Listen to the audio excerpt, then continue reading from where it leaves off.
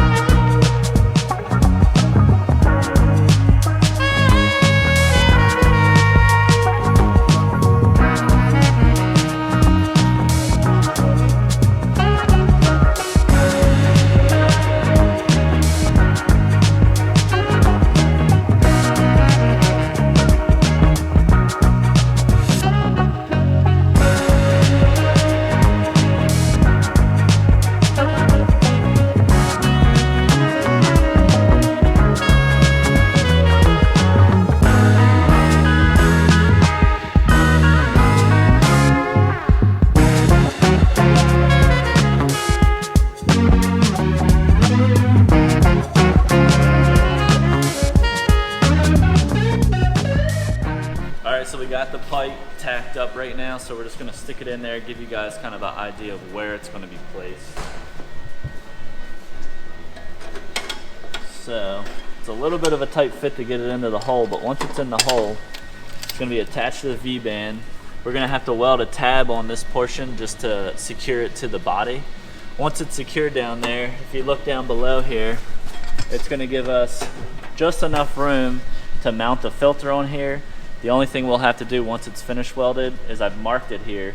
Right now, when the filter's on, it's only about 3 inches off the ground, so we're going to try and pull it up as high as we can, but still leaving room for the bumper and for the hose clamp to mount. But I'll keep you guys posted.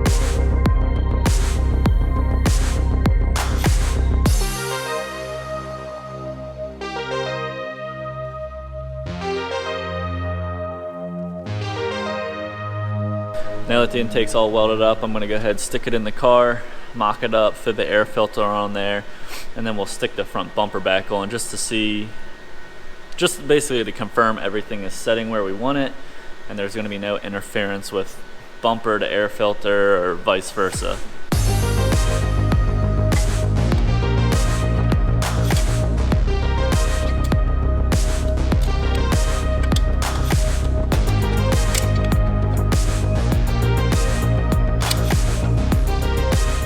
Alright, so we got the intake tube secured into the vibrant clamp, runs down through the fender. All we got to do now is we're going to make a tab to mount the body to the intake tube, and then the air filter will go down here. So we got the pipe all welded, the V-band clamp is mounted on. We're in the process now of trying to find a point to mount it. So we're going to end up welding a bracket here on the bottom inside of the pipe, which is going to end up bolting in down here on the body. That way, while the intake is in the car, from the top side you don't see any mounting points. It'll be on the bottom side.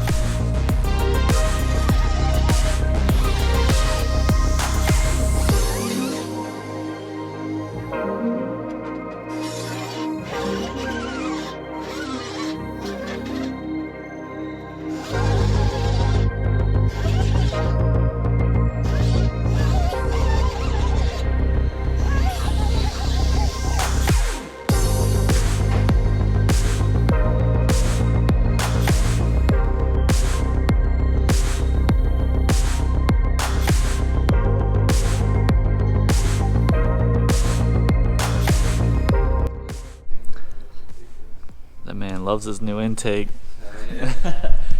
Alright, so we got the intake finished, completely installed.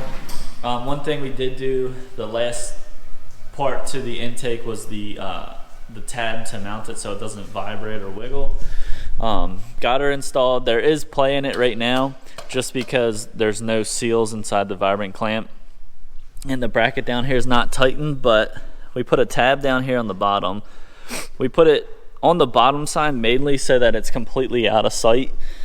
But as you can see, the air filter is down in the wheel well. The front bumper has the mesh on it so that air is going to be delivered right to the air filter. You're not going to have any issues with heat being stored in that compartment. And then he has the sock over the filter to prevent any bits of water from really soaking into the air filter.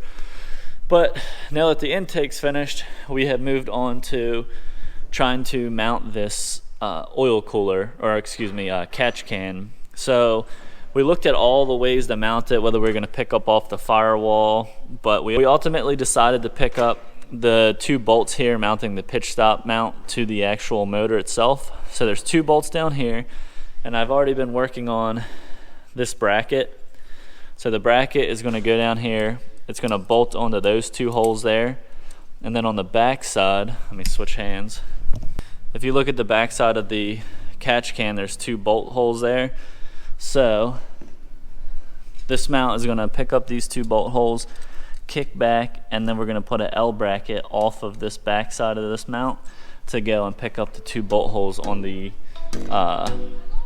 oil catch can.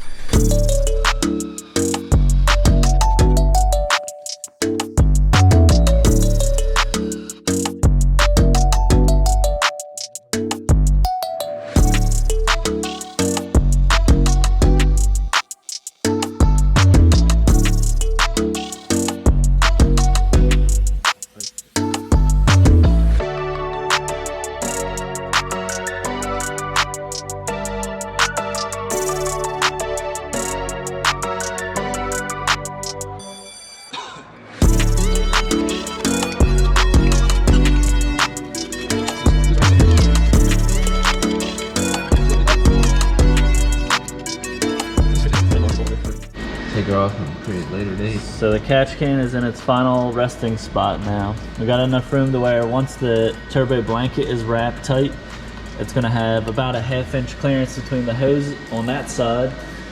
But overall, she's in there.